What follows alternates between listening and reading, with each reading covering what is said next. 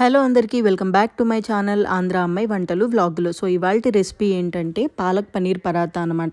ఇది ఒక complete meal అని చెప్పొచ్చు. ఇందులో కార్బ్స్ ఉన్నాయి, ప్రోటీన్ ఉంది, ఫైబర్ ఉంది. సో చక్కగా ఇలా ఒక చపాతీ కానీ పరాటా కానీ ఇలా చేసుకొని ఒకటి తింటే మనకి కంప్లీట్ ఫిల్ అయిపోతుంది అనమాట స్టమక్. సో డిన్నర్కి ఎక్కువ ప్రిఫర్ చేస్తాను నేను. జస్ట్ 7 o'clock ఇలా ఒకటి తినేస్తే అసలు ఆకలే వేయదు. సో షుగర్ ఉన్న వాళ్ళు కూడా చక్కగా రైస్ స్కిప్ చేస్తున్న వాళ్ళు కూడా ఇలా చేసేసుకొని తినేయండి. చాలా హెవీగా ఉంటుంది అండ్ ఫిల్లింగ్గా కూడా ఉంటుంది అండ్ మంచి న్యూట్రిషన్ ఫుడ్ అనమాట.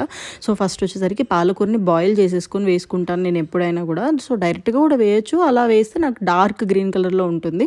సో ఇలా బాయిల్ చేసేసుకుంటే కొంచెం లైట్ గ్రీన్ కలర్లో తినడానికి కూడా బాగుంటుంది అనమాట. చక్కగా పాలకూరని బాయిల్ చేసేసుకొని పేస్ట్ చేసేసుకొని గోధుమ పిండి ఎలా అయితే మనం చపాతీలకి పూరీలకి కలుపుకుంటామో అలాగే కలుపుకోవాలి. కాకపోతే ఈ పేస్ట్ వేసేసుకొని కలుపుకోవాలన్నమాట.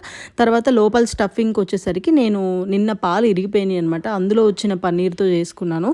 సో ఫస్ట్ ఆనియన్స్ పొడుగ్గా కట్ చేసేసుకోవాలి. ఇంకా కర్రీతో కూడా పని ఉండదు ఇది ఉంటే. సో పొడుగ్గా కట్ చేసేసుకొని మనం తాలింపు వేసేసుకొని ఆనియన్స్ బాగా ఫ్రై అయిన తర్వాత ఉప్పు పసుపు కారం వేసేసుకొని బాగా ఆనియన్స్ అంతా మగ్గిన తర్వాత మనం పన్నీర్ వేసేసుకొని ఒక 2 to 3 minutes సార్ట్ చేసుకుంటే అయిపోతుంది. సో స్టఫింగ్ నేను చూపించా కదా, ఒకదాని మీద ఒకటి ఇలా పెట్టేసుకొని స్టఫ్ చేసేసుకొని చపాతీలు ఒత్తుకోవడమే అనమాట. సో డైరెక్ట్గా లోపల పెట్టుకొని ఒత్తేసుకుంటే బయటకు వచ్చేస్తుంది. అందుకని నేను చపాతీ మీద స్టఫ్ పెట్టి మళ్ళీ ఇంకొక చపాతీ వేసి రోల్ చేశాను. ఎంత బాగుంటుందో ఇలాంటి పరాటాస్ ఎప్పుడైనా కూడా మంచిగా పెరుగు వేసేసుకొని మనం కాంబినేషన్ పెరుగుతో తింటే చాలా బాగుంటుంది. Please try it.